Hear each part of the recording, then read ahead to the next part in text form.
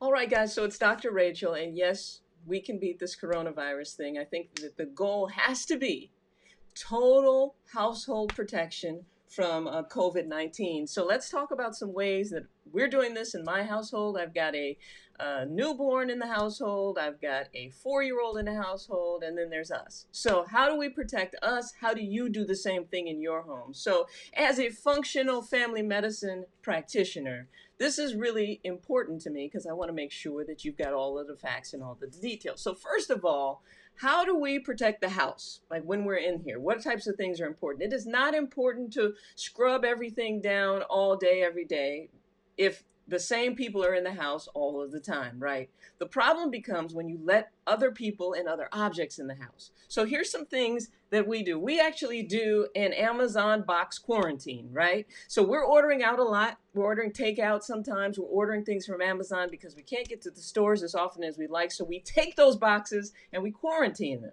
So you're like, wait, how do you quarantine your boxes? Well, we actually take the boxes, and we know that the virus can live on cardboard for up to 24 hours. So to me, they say 24, I think 48, right? So we take those boxes and we keep them outside of the home until that time. Now, what we do is we take the interior packaging and we disinfect it before we bring it in, because somebody else had to handle both of those products and the virus could live on the packaging on the inside and or the outside. And we actually do the same. So for instance, the other day we ordered pizza. So what did I do? I took the pizza out, put it on aluminum foil, and then I immediately took the boxes out of the house before anyone else was really subjected to those boxes. So that's really big. The other thing is everybody's room has a humidifier in it.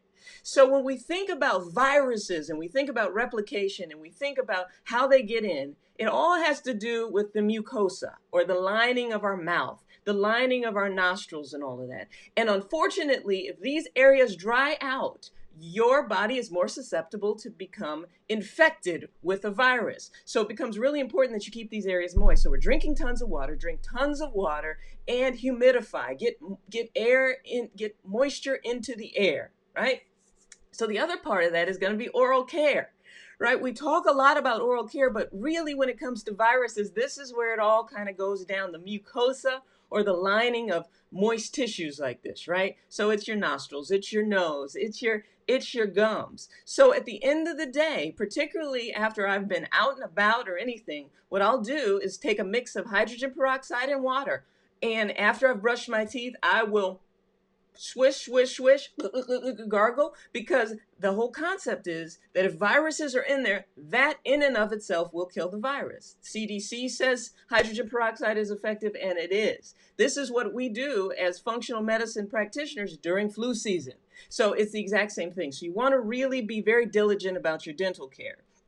The other piece about being at home is that we can't just Netflix and have a good time and obsess. You've got to get sleep. Sleep is when your immune system revs up, and that restorative sleep is very, very, very important. Okay, so that's in the house. Those are some things that you want to make sure that you're doing in the house. Now, outside of the house, here's the thing.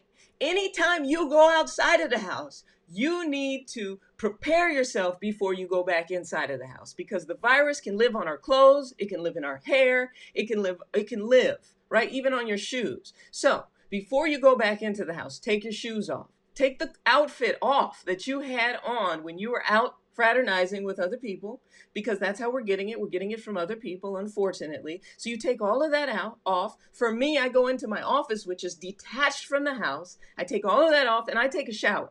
You need to take a shower to wash off all that stuff. Now, when you go out, do not wear a hoodie if you're brown like me, but cover your hair. Cover it up. Do what you need to do, because the virus can live in your hair, particularly if you have braids or a natural style where there's lots of areas for the virus to hide in. So take this stuff really seriously. If you've noticed, we've seen a number of people say, I don't know what happened. I've been home chilling. I've been home 10 days straight without seeing anybody, and I still caught the virus. Well, that's because the virus lives on other objects for long periods of time. So notice too, I have no jewelry on, right? Take your rings, your watches, your necklaces off, because the virus can live for up to 6 days on that metal surface. So make sure that you're going out as bare bones as possible. I even actually wear the same outfit outside the house all the time. So even though I'm washing it and keeping it separated from the home, I still do this because I'm like, I don't know, I don't want my good clothes to end up with the virus on it. Okay, so that's at home. So now when you're leaving home, we talked about wearing the same clothes every time. We talked about undressing at the door, covering your hair, covering your hands, and covering your nose and mouth. So for me, all about covering my hands when I'm out because I'm more prone to be like, But if you've got gloves on your hand, whether they're winter mittens or the surgical gloves, what have you, what you're doing is you're protecting yourself from touching things and then touching yourself. But those gloves, you want them to come off at the door as well, okay? So shower immediately. Do not waste time. So the whole idea is that you may not have caught the virus while you're out, but it might actually be on you. So you don't want that in the household. You don't want anyone else exposed to that.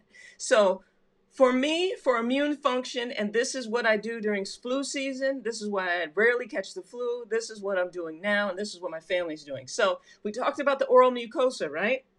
So a big part of boosting the immune system, making it so that these barriers stay intact so that the virus can't get through, is vitamin C, vitamin D, and zinc, right? So even when you catch the cold or whatever, your doctor, if they're a functional medicine practitioner or integrative physician or a holistic practitioner, what will they tell you? Some vitamin C, some zinc, and make sure your vitamin D levels are right. And studies have shown that will decrease the duration. Well, we also know that when it comes to viruses, that those three substances are very great in helping your body fight off the infection, right? Because so one part of this is we don't want to catch it. The other part of this is if we do catch it, we want to make sure that we're one of the people that ends up, not in the hospital and not on the ventilators. So that mix of vitamin C, vitamin D, and zinc, the zinc comes in mostly lozenges. We have lozenges and we also have like little tinctures that you can just put in your mouth and swish around, and it helps